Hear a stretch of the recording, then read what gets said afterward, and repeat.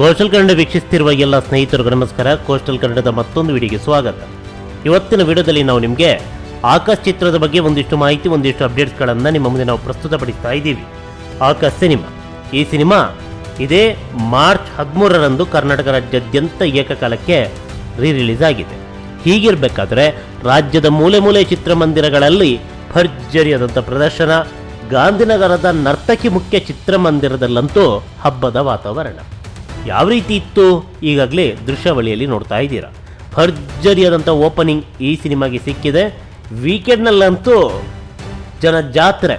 ಆ ಮಟ್ಟಕ್ಕೆ ಈ ಸಿನಿಮಾಗೆ ಭರ್ಜರಿಯಾದಂತಹ ರೆಸ್ಪಾನ್ಸ್.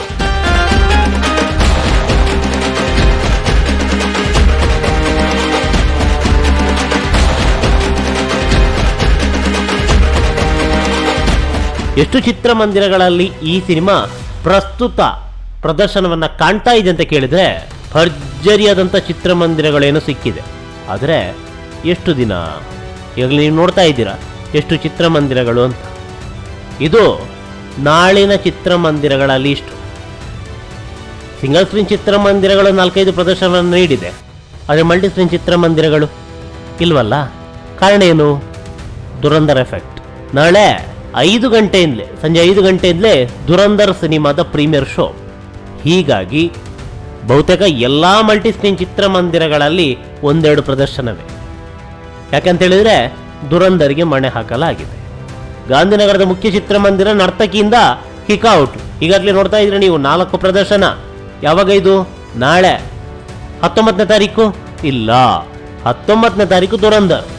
ನರ್ತಕಿ ಚಿತ್ರಮಂದಿರದಿಂದ ಆಕಾಶ್ ಸಿನಿಮಾವನ್ನ ಕಿಕ್ಔಟ್ ಮಾಡಲಾಗುತ್ತೆ. ದುರಂಧರ್ ಸಿನಿಮಾಗಾಗಿ ಆಕಾಶ್ ಸಿನಿಮಾ ಬಲಿ. ಗಾಂಧಿನಗರದ ನರ್ತಕಿ ಚಿತ್ರಮಂದಿರದಲ್ಲಿ ದುರಂಧರ್ ಸಿನಿಮಾ 19ನೇ ತಾರೀಕು. ಅಂದ್ರೆ ಆಕಾಶ್ ಸಿನಿಮಾ ಕೇವಲ 6 ದಿನಗಳ ಪ್ರದರ್ಶನ ಅಷ್ಟೇ ನರ್ತಕಿ ಮುಖ್ಯ ಚಿತ್ರಮಂದಿರದಲ್ಲಿ.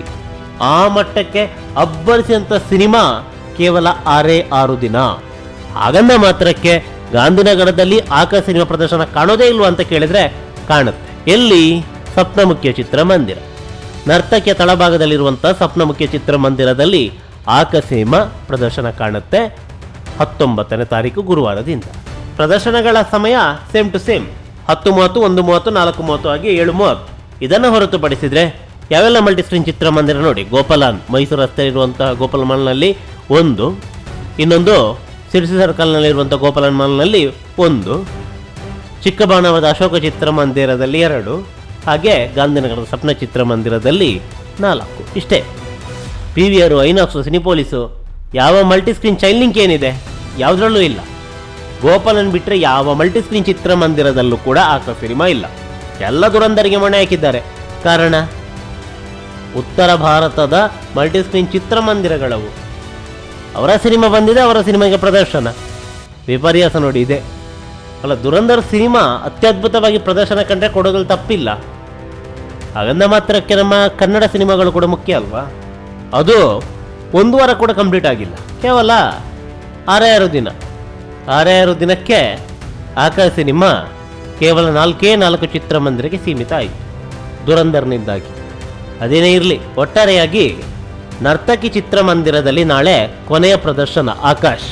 ನಾಳಿದ್ದಿನಿಂದ ಆಕಾಶ್ ಸಿನಿಮಾ ನರ್ತಕಿ ಮುಖ್ಯ ಚಿತ್ರಮಂದಿರದಲ್ಲಿ ಪ್ರದರ್ಶನ ಕಾಣೋದಿಲ್ಲ.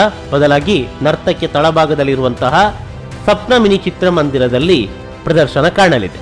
ನಮಸ್ಕಾರ.